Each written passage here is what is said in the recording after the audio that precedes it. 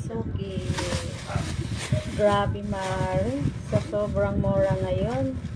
Ito lang lahat ng nabili ko po nito. Na nabayaran ko po ay 470. Tingnan nyo. Ito lang, oh. Oh, paminta. Sili. 4 na piraso.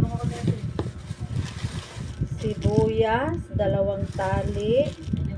Isang tali ng kinchay. Isang bell pepper na green. Isang red bell pepper. Pickles. Kalamansi. Kunting-kunti lang. 3 pirasong onion. Isang white onion. 5 pala yung ating siling green. Tapos 5 pirasong carrots. Tapos 5 din yung ating patatas, mga mare.